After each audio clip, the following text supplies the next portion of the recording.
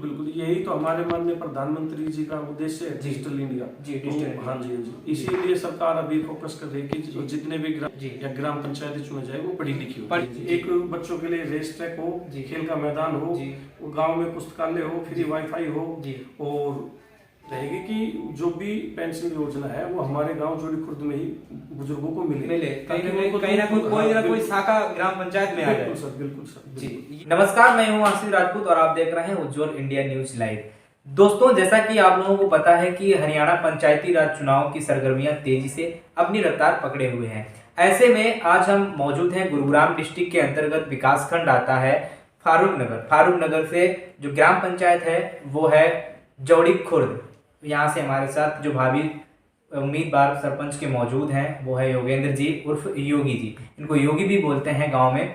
तो क्या इनकी विचारधारा है, कैसे ये अपनी ग्राम पंचायत के अंतर्गत विकास कराने की जो सोच रखते हैं, और जैसे कि पता ही है आपको कि केंद्र सरकार और राज्य सरकार का दोनों का कहना है कि हम ग्राम पंचायत को डिजिटल इंडिया बनाने का कार्य कर रहे हैं। मतलब पूरे इंडिया की बात करें तो डिजिटल बनाने का कहीं ना कहीं सरकारें अपनी दावा कर रही हैं। तो ऐसे में डिजिटल इंडिया कैसे बनेगा, तो ये सब बातें हम जानते हैं सरपंच पद के उम्मीदवार योगेंद्र जी से, और ये हमारे साथ मौजूद भी हैं। इनकी क्या विचारधारा है, कैसे ये विकास कार्य कराएंगे गाँव में, इन्हीं सब मुद्दों पे हम बात करेंगे।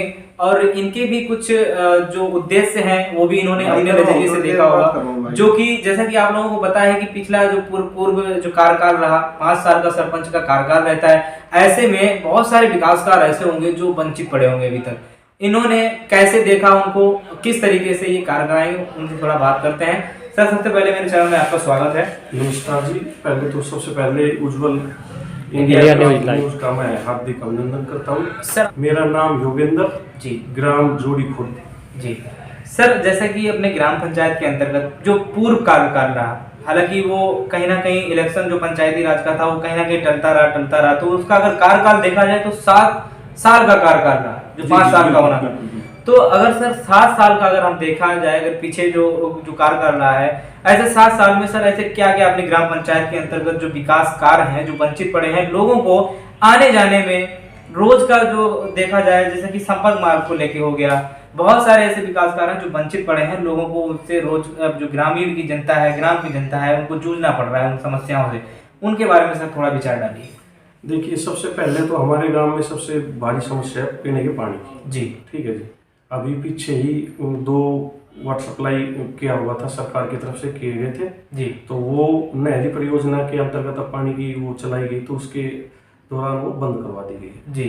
तो जिससे सबसे ज्यादा भारी परेशानी महिलाओं को रोजमर्रा की जिंदगी में सबसे महत्वपूर्ण काम है पानी का, जो पीने का पानी है, पीने का पानी घर नहीं पहुंच रहा है, बिल्कुल घर भी नहीं पहुंच रहा जी। फिर वो जो पहुंचता है वो नहरी पानी है, नहरी पानी का ऐसा कहीं ना कहीं दूषित पानी। बिल्कुल। सर, कोई पीने के लिए टंकी अपने ग्राम पंचायत में नहीं है? नहीं जी, नहीं, कोई टंकी का कोई निर्माण भी नहीं हुआ। बहुत पहले था, वो सब बंद करती है जी। वो कहीं ना कहीं जर्जर स्थिति में बंदी है पूरा। हाँ, मतलब बंदी है। उससे अगर पानी आता था तो पहले प्रॉपर तो सप्लाई नहीं आती थी। कई तो घर ऐसे हैं जहाँ आज तक भी पानी मतलब जी पहुंच नहीं पाता। ये हो गया सर पीने के पानी के लिए मुद्दा, जो कि बड़ा मुद्दा है जी, और अभी तक का अगर देखा जाए तो अगर राज्य सरकार की भी हम बात करें, हरियाणा राज्य सरकार की बात करें, तो इनका नारा है कि घर घर टोटी द्वारा पानी पहुंचेगा, पीने का पानी। तो सर, इस पे आप किस तरीके से कार्य करना चाहते हैं? जब आप सरपंच बन जाते हैं तो आपका क्या रहेगा कि सर आप किस तरीके से जो पानी की जो असुविधा हो रही है लोगों को, उससे कैसे लोगों को निजात दिलाएंगे?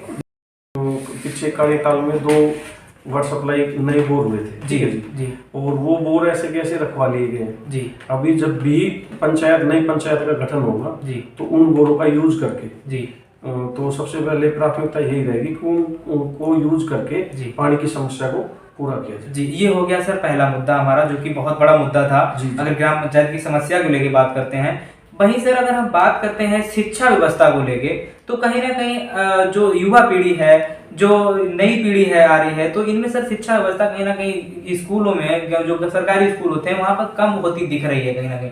तो सर जो शिक्षा व्यवस्था को है उसको सर आप किस नजरिए से देखते हैं, उसमें क्या सर बदलाव करना चाहेंगे? उसमें बदलाव यही होना चाहिए कि कम से कम घर से जी, एक बच्चा तो कम से कम सरकारी मतलब स्कूल में पढ़ना चाहिए। जी, अपने ग्राम पंचायत में सर कोई सरकारी कॉलेज है, स्कूल है? स्कूल है सर जी, स्कूल है। 10वीं तक का स्कूल है और काफी बड़ा स्कूल है, बाउंड्री भी बड़ी है, कमरे भी बहुत बड़े हैं जी। पर्याप्त सर उसमें टीचर वगैरह और सब चीज सब चीज प्रॉपर है, बस बच्चों की थोड़ी कमी है। बच्चों की तो हाँ, कहीं ना कहीं जागरूकता नहीं है उनकी तरफ, मतलब जो प्राइवेट लोग हैं वो सोचते हैं कि एक तरीके से हम प्राइवेट मतलब जो थोड़ा सही सलामत है वो प्राइवेट अपने बच्चों को भेजते हैं स्कूलों में। बिल्कुल बिल्कुल। जो रुझान है सरकारी स्कूलों की तरफ कहीं ना कहीं कम होता दिख रहा है। जी, वो कहीं ना कहीं उसमें जागरूकता लाना है। बिल्कुल सर, ग्राम पंचायत के अंतर्गत जैसे अपना क्षेत्रीय इलाका है, ग्रामीण इलाका है, यहाँ पे सर आवारा जानवरों से किसानों को बहुत ज्यादा समस्या देखने को मिलती होगी। जैसा कि आवारा जानवरों के तहत गौशाला बनने का हर ग्राम पंचायत में है, तो अपने यहाँ अगर कोई ग्राम पंचायत में गौशाला है क्या? ये पास में ही है, रामपुर पड़ता है जी। क्या सुचारू रूप से चल रही है?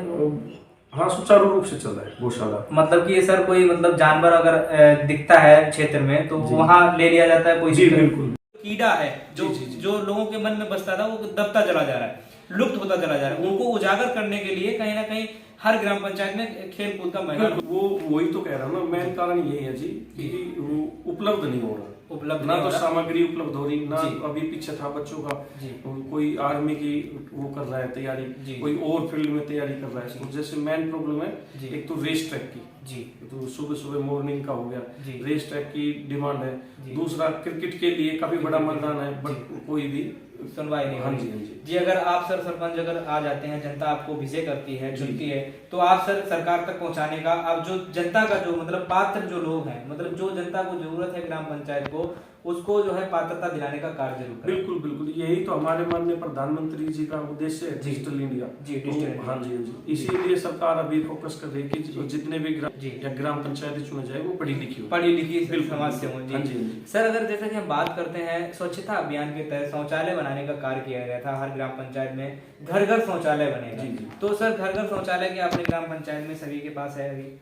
हाँ जी, वो प्रॉपर है। हाँ, एक सामूहिक के लिए बोला था हमने 2 बार पीछे जी, परंतु हाँ जी उसके लिए वो हुआ नहीं आता जी। कहीं ना कहीं अगर आप मैदान में आते हैं, आप विजय होते हैं, सरपंच बनते हैं, तो आपको वो ये सब चीजें करना बिल्कुल अनिवार्य है। बिल्कुल सर जी।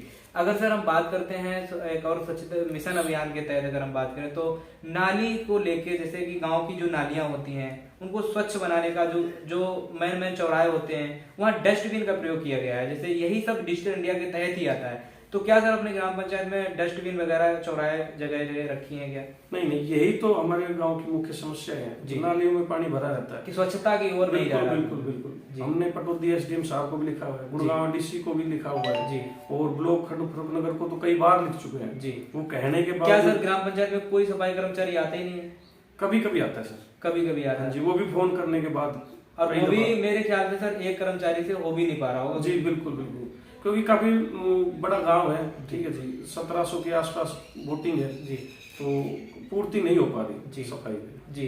सर जैसे बड़े बुजुर्ग जो 60 साल वाली पेंशन होती है सर, वो कहीं ना कहीं जो बड़े बुजुर्ग होते हैं, गरीब बेचारे होते हैं, उनको कहीं ना कहीं दौड़ना पड़ता है कि प्रधानों के पास दौड़ना पड़ता है, सरपंचों के पास दौड़ना पड़ता है कि मेरे पेंशन नहीं आ रही, इन सब चीजों से। तो क्या सर अपने ग्राम पंचायत में ऐसे कई बुजुर्ग लोग हैं जिनको पेंशन अभी तक नहीं मिल पा रही हो?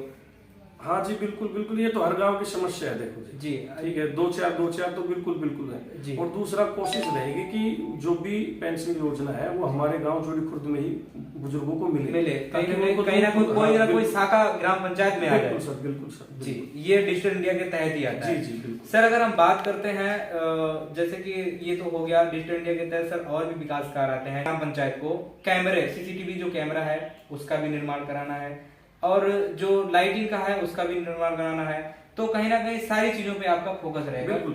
अब सर मेरी तो सारी मुख्य समस्या यही है, और मैं कोशिश करूंगा इन्हीं पे ही, मैंने चुनावी वादों में भी मेरे यही है। हाँ जी, एक बच्चों के लिए रेस ट्रैक हो, खेल का मैदान हो, गाँव में पुस्तकालय हो, फ्री वाईफाई हो, और लगभग पानी पीने की जो सर क्या जैसे कि आजादी के 75 साल अभी गुजरने को आ गए सर, है तो ऐसे में सर अपने ग्राम पंचायत के अंतर्गत कोई ऐसे भी कुछ लोग हैं जो कच्चे आवास में बेचारे रहते हों, जो मतलब गरीब लोग हैं, उनको आवास नहीं मिला है अभी तक, जो कि सरकार आवास दे रही है और जो सरपंच है वो एक्टिव ना होने के कारण उन तक नहीं पहुंच पाए? बहुत है जी, बहुत है, कम से कम अभी भी 25-30 ऐसे हैं, और पीछे उनका मरम्मत का जो पैसा आना था जी। वो पीछे था कि उन्होंने भरा भी था, अप्लाई भी किया था जी। परंतु सरपंच के उचित कदम उठाने का न होने के कारण उनको भी निजात नहीं मिल पाई, उनके सर पे अभी भी कोई छत नहीं। बिल्कुल बिल्कुल जी। यही एक मुद्दा है जो कि 70% के आंकड़े को छू रहा है। जैसा कि आप लोगों को पता है कि बराबर लगातार इनकी सोच में जो एक्टिविटी है वो कहीं नहीं देखने को मिलती। अब जैसा कि डिजिटल इंडिया बनाने का कार्य चल रहा है उसमें ये लोग ही बढ़ चढ़ के हिस्सा ले रहे हैं और अपनी ग्राम पंचायत में कैसे कैसे ये लोग विकास कार्य कराएंगे, कैसे इनकी सोच में डेवलपमेंट हो रहा है और जो ग्राम पंचायत के अंतर्गत जो विकास कार्य आते हैं उनसे निजात दिलाने का इन्होंने कार्य पूरे तरीके से सोच रखा है। और वाकई में ऐसे ही अगर ये विकास कार्य कराएंगे तो कहीं ना कहीं डिजिटल इंडिया बहुत ही जल्दी इसका मिशन भी पूरा आपको नजर होते दिखेगा। तो चैनल पे पहली बार आए हैं तो चैनल को सब्सक्राइब कर लें और बेल आइकन जरूर दबा लें, वीडियो को ज्यादा से ज्यादा शेयर करें। धन्यवाद।